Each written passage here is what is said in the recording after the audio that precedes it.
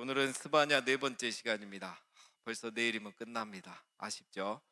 우리가 언제 또 이 스바냐를 이렇게 가지고 이렇게 집회를 하겠습니까? 어, 벌써 네 번째라 아쉬운데, 자, 이 말씀 한번 정리하고 오늘은 또 넘어가도록 하겠습니다. 자, 우리가 첫째 날은 뭘 살펴봤죠? 숨기시는 하나님, 진멸하시는 하나님. 네. 그러나 그 하나님이 원하시는 본심은 뭐죠? 사랑했다 그랬죠. 첫 번째 날 결론은 여호와를 사랑하라 였습니다. 여호와를 사랑하라. 둘째 날은 여호와 앞에서 잠잠히 하고 여호와를 갈망하라 그랬죠. 여호와 앞에 잠잠하고 여호와 앞에 여호와를 갈망하는 자가 여호와께 숨김을 얻는다. 이걸 살펴봤습니다. 셋째 날은 역사의 주관자가 되시는 하나님이 이방 나라를 진멸하시고 이스라엘은 회복하신다겠죠. 이런 하나님의 편애하시는 사랑, 여호와의 백성됨을 기뻐하라라는 것이 결론이었습니다. 자, 오늘은 네 번째로 오직 여호와를 경외하라라는 말씀을 함께 살펴보겠습니다. 자, 여러분, 어제 본문은 이방 나라의 심판에 대한 말씀이었죠. 기억나십니까? 서쪽에 블레셋, 동쪽에 모압과 암몬, 그리고 남쪽에 구스, 북쪽에 아수르, 이 다섯 개 나라에 대한 심판의 말씀이었습니다. 오늘 본문은 이스라엘의 심판에 대한 말씀이 다시 나옵니다. 자, 이방 나라는 죄가 있어서 심판을 받아서 역사 속에서 이렇게 사라지게 됐죠.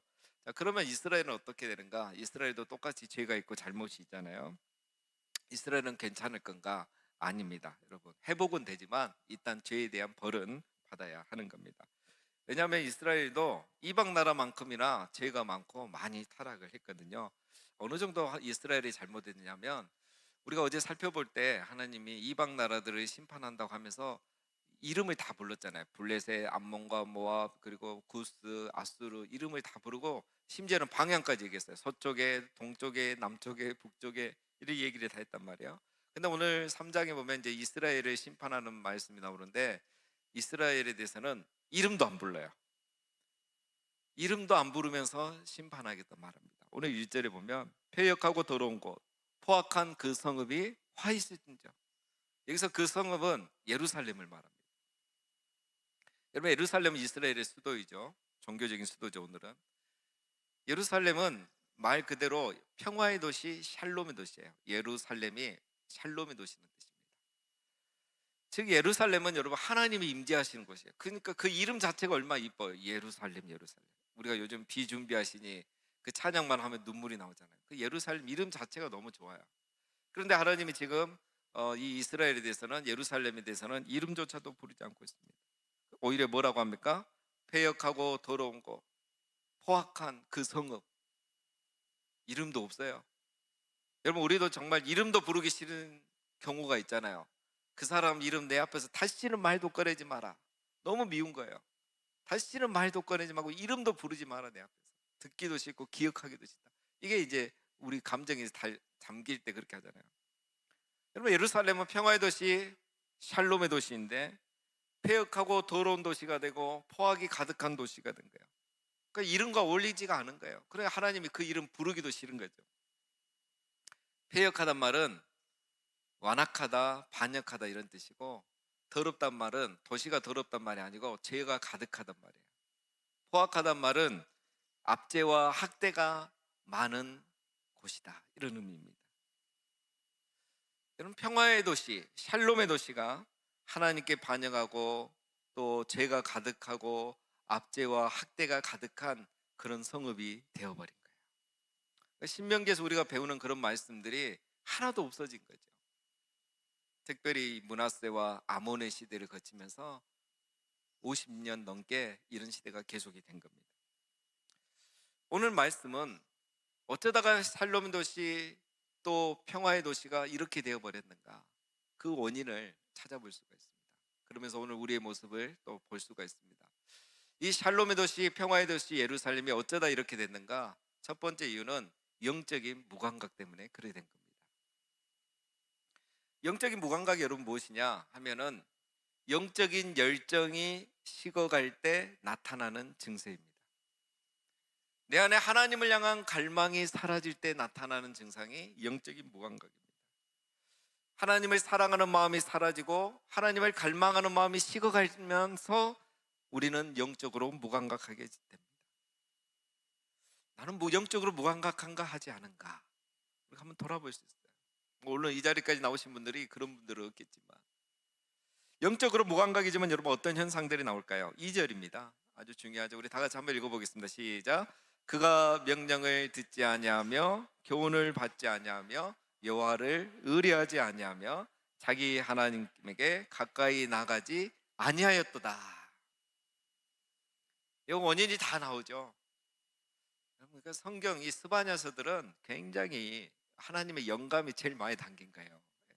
제일 충만한 상태에서 말을 전하기 때문에 하나님의 마음이 많이 담겼어요. 그래서 이 선지서를 읽으면 굉장히 좋습니다. 첫 번째가 뭡니까 여러분? 먼저 말씀을 듣지 않잖아요. 그러니 교훈을 받지 않아요. 영적인 무감각의 증세 첫 번째는 말씀과 기도에서 먼저 나타나게 되어 있습니다. 말씀을 듣지 않는다 이렇게 지금 적혀 있는데, 정확히 표현하면 말씀이 들리지가 않는 거예요. 말씀이 재미있다, 은혜롭다, 듣고 들어도 또 좋다. 그래서 나는 유튜브로 또 몇 번씩 말씀을 듣고 또 찾아 듣고, 이런 말들이 이해가 안 되는 거예요. 말씀에 대한 관심이 없는 거죠. 통독을 하는데 감동이 없고, 묵상을 하는데 눈물이 없어요. 회개가 없어요. 성경 공부를 하는데 깨달음이 없는 거예요. 주일을 빠지지 않고 1년 내내 예배를 잘 드리는데 말씀은 그 주일 예배 시간에 끝나요. 그래서 말씀이 내 삶을 이끌어 가지를 않아요. 말씀과 평일의 삶이 연결이 되지 않아요. 말씀과 일상이 연결이 되지 않아요. 산 위의 삶과 산 아래의 삶이 연결이 되지 않는 거예요. 말씀 따로이고 삶이 따로이고, 말씀은 듣는데 교훈을 듣고 있지 않는 거예요. 그러니까 그 말씀이 나를 이끌고 갈 수가 없죠. 그래서 일주일 내내 말씀이 내 삶에 아무런 영향력을 미치지 않아요. 내가 어떤 갈등이 있고 어려움이 있고 고민이 있고 힘들 때 또는 기쁠 때 이 말씀이 생각나는 게 있어야 되는데 생각이 안 나요. 하나님이 생각이 안 나는 거예요. 그래도 또 다음 주일이 되면 변함없이 교회 오고 또 맡겨진 봉사를 잘하는 겁니다. 네. 영적인 무감각이 시작돼 버린 거예요. 이미 말씀은 잘 모르죠. 부산 시내 맛집은 다 잘하고 찾아다니는데 말씀이 좋다는 교회에 대한 소문은 들어보지도 못했어요. 관심 있는 것만 듣잖아요. 그렇죠? 유튜브를 켜면 알고리즘이 막 뜨잖아요. 요즘 딱 유튜브를 켜면 내 알고리즘들이 뜨잖아요. 맛집도 뜨고 드라마도 뜨고 스포츠도 뜨고 막 여행 추천지도 뜨는데 말씀은 안 떠요. 어떤 성도는 거제교회도 안 떠요. 오광열 TV가 뭔지도 몰라요. 이 거제교회 성도인지, 저 거제도에 있는 거제교회 성도인지. 거제도에 있는 거제교회는 이단입니다, 여러분. 예, 기쁨의 교회 구원파 이단이고, 요즘은 또 신천지에도 거제도에 거제교회가 있어요. 그래서 여러분 거제교회 오세요 할 때 부산 거제교회로 오세요 이렇게 얘기를 해요. 제가 어제 서울에 있는 목사님 이제 이번 8월 달에 초청하려고 금요기도회 때 거제교회입니다. 꼭 와주시면 좋겠습니다. 그러니까 아 그게 거제도에 있나요? 이래. 아 거제도 갔으면 신천지입니다. 부산으로 오셔야 됩니다. 예, 주일에 우리가 마태복음 살펴보죠. 마태복음이 어려운데 금요일 날 왔더만 또 신명기 더 어렵고, 특세락에서 왔더니 스바냐 더 어렵고 이름도 못 들어봤는데, 근데 어떤 사람은 은혜가 된다고 하고, 스바냐는 이름 처음 들어봤는데 하나님이 이스라엘을 이렇게 사랑했구나, 그렇다면 하나님이 나도 이렇게 사랑하겠구나. 그래서 어떤 사람은 은혜 받고 감동받는다는데 나는 스바냐가 너무 재미가 없는 거예요. 여러분 이런 것들이 뭘 말해주는 겁니까? 내 안에 하나님을 향한 갈망이 식어가고 있는 거예요.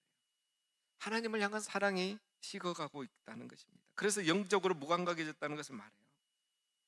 여러분 말씀이 들리지 않으면, 교훈을 받지 않으면 그 다음에 어떻게 될까요? 말씀이 들리지 않으면 기도가 안 나옵니다. 기도가 안 나와요. 그래서 어떤 사람은 은혜 말씀 받고 나면 기도를 30분 막 1시간 하는데 나는 그게 이해가 안 되는 거예요.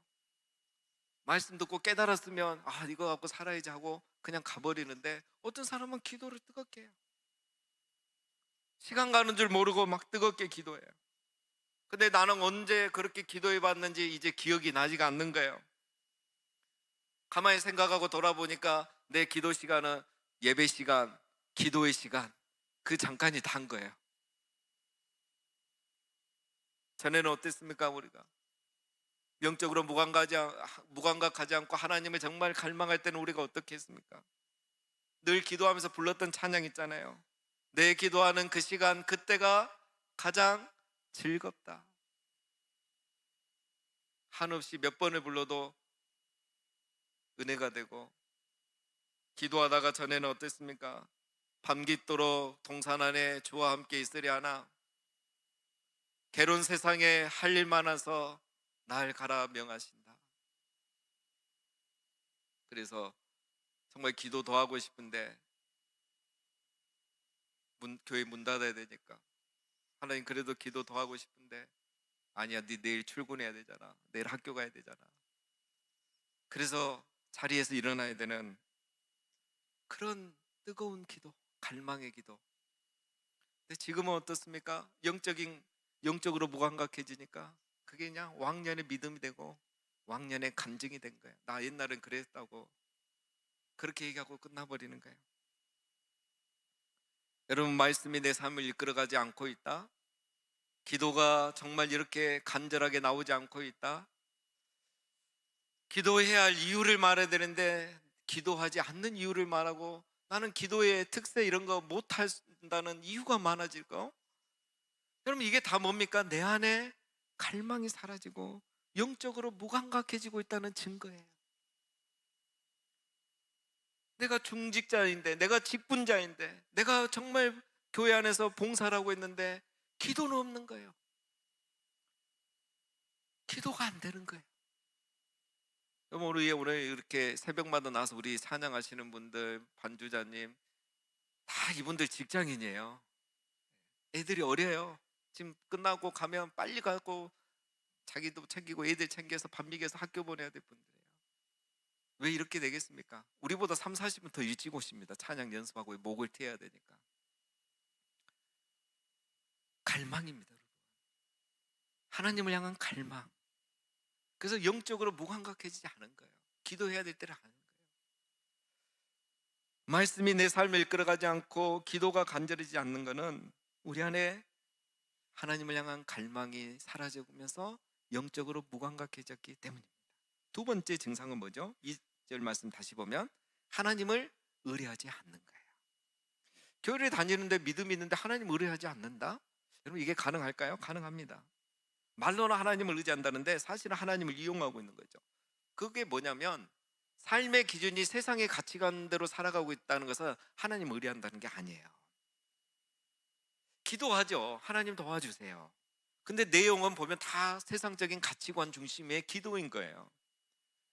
자녀를 위해서 기도하는데 내용은 다 세상적인 가치관 갖고 기도하고 있는 거예요. 자기를 위해서 기도하는데 그 내용은 다 세상적인 가치관으로 기도하는 거예요. 그나마 이 정도 해도 기도한다는 것 자체는 그나마 다행이지만 어떤 분은 기도 자체가 없는 분도 있습니다. 여러분, 기도는 뭐라 하겠습니까? 우리 주일날 살펴봤죠? 기도라는 게 주세요 주세요 해주세요가 아니라 하나님을 의지하는 거라 했잖아요. 일이 있으면 기도하는 거, 그게 아니라 그랬잖아요. 하나님을 의지한다고 하는데 내 삶에 기도의 삶이 없다는 거, 그래서 하나님을 의지하는 게 아닙니다. 하나님 의지하는 게 뭔지 우리 좀 이렇게 좀 생각을 해야 돼요. 그냥 말로 의지한다, 내가 기도하러 하나님 앞에 해달라고 한다, 그게 하나님 의지하는 게 아니에요. 하나님 의지하는 건 정말 내가 말씀대로 살아가고 기도의 삶을 살아가는 걸 말해요. 그러면 내 삶을 하나님께 의탁하는 거죠. 하나님 책임지실 거를, 인도하실 것을, 또 알아서 좋은 길로, 가장 좋은 길로, 가장 완전한 길로 인도하실 것을 의뢰하는 거예요. 의탁해 놓는 거예요. 그리고 나는 말씀대로 살아가는 거예요. 좀 빠르지 않고 남들만큼 못 가더라도. 그게 진짜 하나님을 의지하는 삶이죠. 세 번째 증상은 뭡니까? 2절 다시 보면 예배의 열정이 식어버린 거예요. 하나님께 가까이 나가지 아니한다. 근데 여러분, 2절 말씀 세 번째 자세히 보세요. 어느 하나님께 가까이 나가지 아니한다죠? 자기 하나님. 여러분, 이게 하나님 말씀이에요. 그냥 하나님께 나가지 않는다 하면 그냥 지나가면 될 것 같은데 하나님 뭐라고 합니까? 자기 하나님. 하나님 이상한 거예요.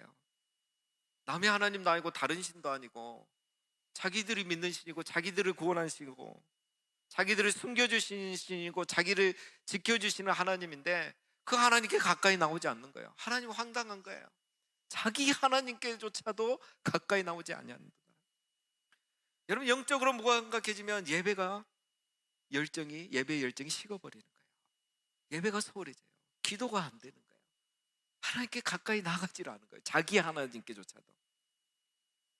여러분, 우리가 은혜를 처음 받아서 하나님을 정말 사랑할 때, 첫사랑이 충만할 때 어떻게 했습니까? 예배가 제일 먼저 살아나잖아요. 주일 기다리는 게 너무 괴롭잖아요. 그렇죠? 아멘 안 나오시네. 주일이 너무 길어요. 일주일이.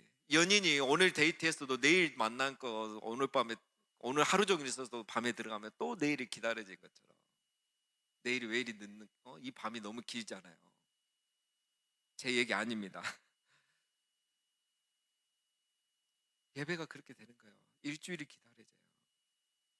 그래서 수요 예배가 있는 게 너무 감사한 거예요. 이 수요일이 없으면 내가 어떻게 주일까지 기다리겠느냐. 근데 금요 기도를 또 하는 거예요. 그러니까 또 좋은 거예요. 주일까지 안 기다려도 되는 거예요 이제. 근데 시간이 지나면 갈망함이 사라져요. 영적으로 무감각해요. 예배에 그냥 그게 내 율법이 되고 삶의 형식이 되고 하나의 루틴이 되어 있는 거예요. 예배 드려도 은혜가 없을 때가 있고 또 은혜 못 받아도 아쉬움이 없어요. 그러니까 뭐 예배 거제교회처럼 10분 전에 찬양하는데 잘 없는데 그래서 우리가 20분을 찬양하고 시작하는데 그 소중함을 모르는 거예요. 그 가치를 모르는 거예요. 그러니까 예배 시간 늘 지각하신 분은 늘 지각하는 거예요. 왜 그렇습니까? 영적으로 무감각해진 거예요. 자기 하나님께 나아가는데 그렇게 나가는 거예요. 그러니까 하나님이 자기 하나님께도 나아오지 않는다. 그런 식으로 나온다고 말씀하신 거예요. 그래서 나중에는 어떻게 변질됩니까? 아이고 차라리 그냥 집에 뭐 수요예배 금요일에 하지 말고 특세하지 말고 집에서 성경이나 읽자. 내가 그게 낫겠다. 그래서 성경 읽으려고 딱 앉는 순간 TV를 켜고 그렇죠? 끝없이 TV를 보고 넷플릭스 드라마는 16회 종편까지 되는 거 몇 편이나 다 봤는데 성경 통독은 창세기 레위기를 넘어가지 못하고 막 포기해버리고. 여러분, 예배가 문제입니까? 내가 문제입니까? 새가족들은 예배가 좋다고 등록하고 새가족들이 막 오는데 나는 예배가 10년을 교회를 다녔는데도 은혜가 안 되는 거예요. 지겨운 거예요. 여러분, 예배가 문제입니까? 내가 문제입니까? 내가 영적으로 무감각해진 겁니다. 이처럼 영적으로 무감각해지면 말씀이 은혜가 안 되고 기도가 안 터지고 예배가 은혜가 안 되는 거예요. 그래서 다른 데서 자꾸 문제를 찾아요. 내 안에 갈망이 없어서 그런 겁니다. 내 안에 사랑이 없어서 그래요. 내가 영적으로 무감각해져서 그런 겁니다. 요한계시록에 보면은 소아시아 7교회가 나오죠. 4대 교회가 왜 책망만 받습니까? 내가 살았다는 이름은 있으나 실상은 죽은 자로다. 교회는 유명해요. 부유해요. 예산도 많아요. 커요. 진짜로. 그런데 갈망함이 없어요. 그래서 죽은 교회예요. 그래서 4대 교회가 실제로 40년 만에 죽었어요. 교회 역사가 너무 짧잖아요. 여러분, 갈망을 잃으면 영적으로 무감각해지고 그래서 교회는 죽은 교회가 되고 성도는 이름뿐인 성도가 되는 것입니다. 사는 우리 성도 여러분, 이번 특세를 통해서 하나님을 향한 갈망이 우리 마음 안에 회복되기를 주님의 이름으로 축원합니다.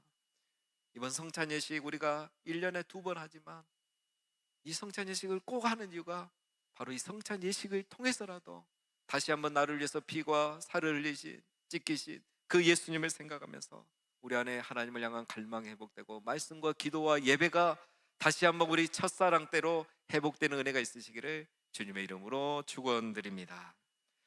살롬의 도시 예루살렘이 왜 제약의 도시가 됐는가? 두 번째 이유는 상즉 분리입니다. 서로상 곧즉 안이불 떠날리. 윗물이 흐리면 아랫물도 막지 않다는 그런 뜻입니다. 즉 이스라엘의 리더들이 지도자들이 타락했기 때문에 4절을 보면 그의 선지자들은 경솔하고 간사한 사람들이요 그의 제사장들은 성소를 더럽히고 율법을 범하였도다. 여러분, 선지자들은 말씀을 전한 사람이고 제사장들은 예배를 인도하는 사람이죠. 이들은 영적인 지도자들이에요. 근데 그들이 경솔한 거예요. 경솔하단 말은 거만하다, 교만하다는 의미입니다. 간사하단 말은 사악하다, 믿음이 없단 말이에요. 선지자와 제사장들이 이런 거예요. 그들 안에 하나의 말씀이 없어요. 그러니까 이렇게 경솔해지고 간사해지고 사악해지는 겁니다. 선지자와 제사장들이 이러니까 방금 우리가 2절에 살펴본 것처럼 백성들이 그렇게 돼버린 거예요. 영적으로 무감각해지는 거예요. 그래서 패역한 도시가 돼버리고 포악한 도시가 되는 겁니다. 3절, 그 가운데 방백들은 부르짖는 사자요 그의 재판장들은 이튿날까지 남겨두는 것이 없는 저녁 일이요. 여러분, 얼마나 하나님이 이렇게 정확하게 표현합니까? 방백들, 지도자들은 부르짖는 사자, 재판장들은 남겨두는 것이 없이 다 먹어치워버리는 저녁 일이 같은, 하루 종일 굶었다가 이 저녁이 지나가기 전에 다 먹어버리는, 남기지도 못하는 사자와 이리같이 이 정치적인 지도자들은, 사회 지도자들은 백성들을 폭력으로 착취했다. 정치 지도자들이 이렇게 타락해요. 그러니까 살렘의 도시가 포악과 폐역이 가득한 도시가 되어버린 겁니다. 여러분, 우리나라가 너무 비슷하지 않습니까? 이 시대가 너무 비슷하지 않습니까?